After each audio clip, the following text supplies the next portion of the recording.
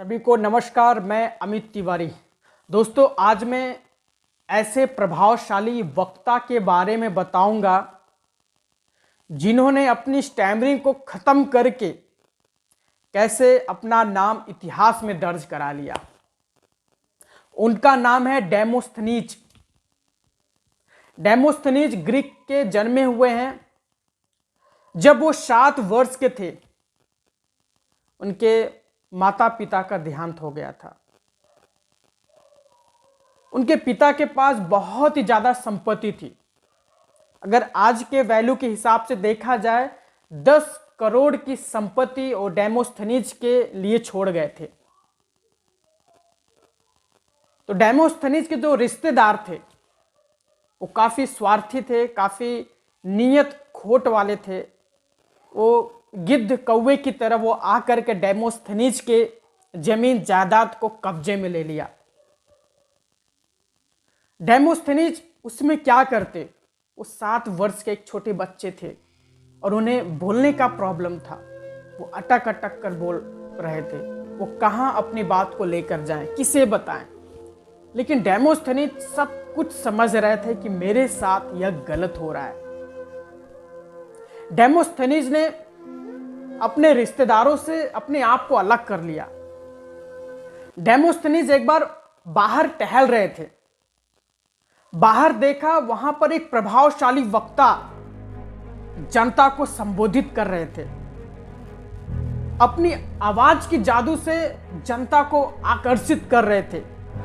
Demosthenes ने उस प्रभावशाली वक्ता को देखकर काफी इंप्रेस हुए और उन्होंने ठान लिया, मैं बनूंगा तो यही बनूंगा, प्रभावशाली वक्ता। अपनी आवाज को शक्ति बनाऊंगा, अपनी आवाज को इतना शक्तिशाली बनाऊंगा, मेरे साथ जो अन्याय हुआ है अपने रिश्तेदारों को सबक सिखाऊंगा। तभी डेमोस्थनीज ने अपने आप को बिल्कुल अलग कर लिया अपने रिश्तेदारों से। डेमोस्थनीज अपने आप को एक गुफे में बंद कर लिया, गुफे को एक कमरा बना लिया। तब वो अपनी आवाज के ऊपर काम करना शुरू कर दिए। डेमोस्थनीज समुद्र के किनारे जाते थे। समुद्र किनारे आपने देखा हो जो कंकड़ पत्थर रहते बालू वाला, उसी को एक कंकड़ उठा करके अपने मुंह में डालते थे और प्रैक्टिस करते थे बोलने के लिए। दोस्तों, इस लॉजिक को मुझे अब समझ में आया ये कैसे काम करता है।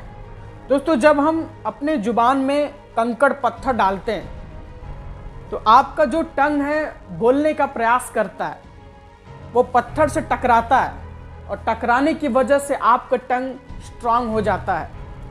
और जितने भी स्टैमरर हैं उनका जो माइंड रहता है बहुत ही तेज रहता है, बहुत ही फास्ट रहता है।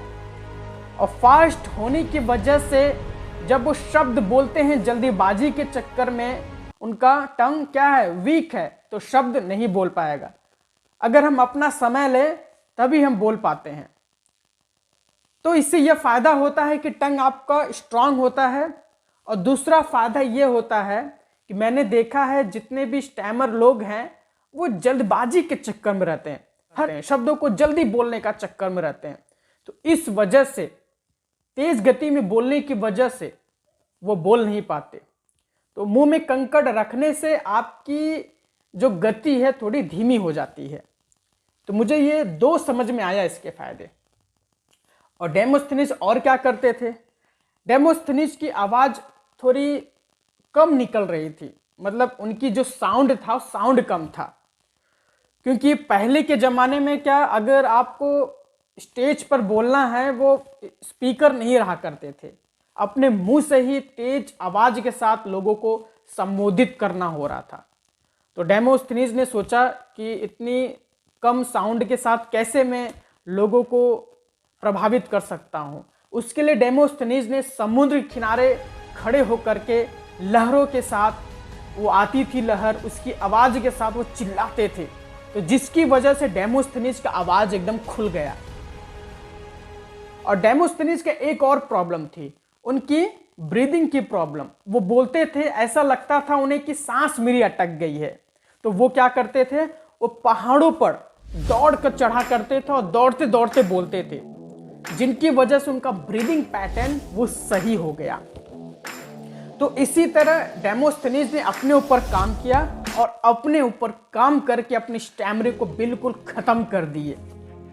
अब बारी आ गई अपने रिश्तेदारों को सबक सिखाने की।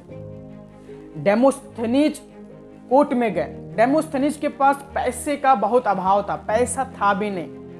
अगर डेमोस्थेनीज किसी वकील को पकड़ते तो पैसे देने होते, तो डेमोस्थेनीज उस केस को अपने हाथ में लिया और अपने हाथ में लेकर के कोर्ट में अपने रिश्तेदारों के साथ लड़े और अंत में डेमोस्थेनीज की जीत हुई। उनके रिश्तेदार डेमोस्थेनीज को देखकर बहुत ही आश्चर्यचकित हो गए।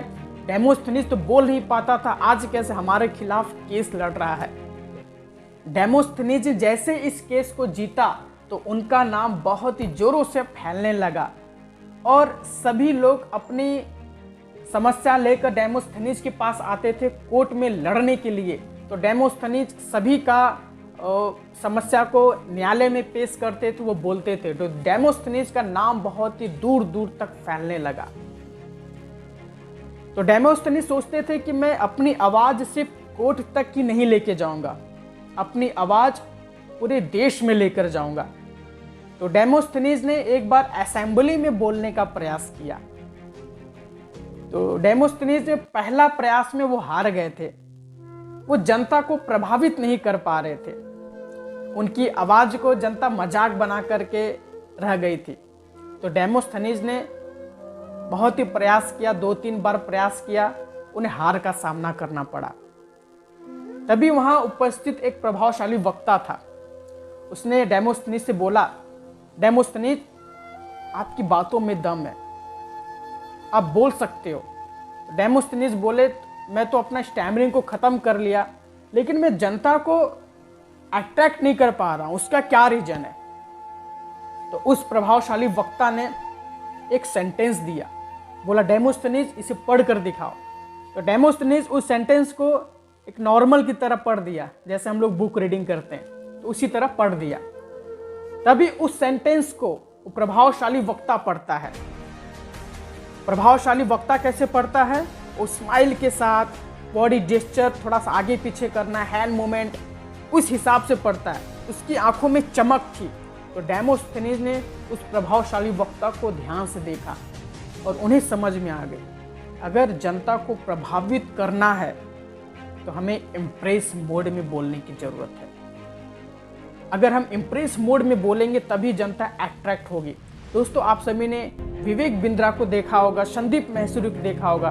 उनके हैंड मूवमेंट प्रॉपर तरीके से चलते हैं, उनके चेहरे पर स्माइल बनी रहती है और बॉडी, वो स्टेज पर खड़े हो तो हिलते डुलते रहते हैं, काफ़ी एक्टिव वो नजर आते हैं। तो इसी तरह हम इम्प्रेस मोड में बोलेंगे तभी हम जनता को अट्रैक्ट कर सकते हैं। तो डेमोस्थेनीज इस राज को समझ गए और फिर असेंबली में बोला और पूरी जनता डेमोस्थेनीज की आवाज़ को बहुत ही ध्यान से सुनी और तालियों की गड़गड़ाहट में उनका स्वागत किया। और डेमोस्थेनीज अपने देश के बहुत ही प्रभावशाली वक्ता बन गए। तो वहाँ की जो गवर्नमेंट सरकार थी, डेमोस्थेनीज को अपना एक सलाहकार के रूप में अपने यहाँ पोस्टिंग दे दी। तो डेमोस्थेनीज का नाम इसी तरह अपने देश में फैला। दोस्तों, यह वीडियो आपको पसंद आई तो वीडियो को लाइक ज़रूर करना, सब्सक्राइब ज़रूर करना। अगर आपको दोस्तों स्पीच थेरेपी लेनी है तो मैं नंबर मेंशन कर दिया हूँ, आप स्पीच थेरेपी ले करके अपनी आवाज़ के ऊपर काम करें। सभी का मंगल हो।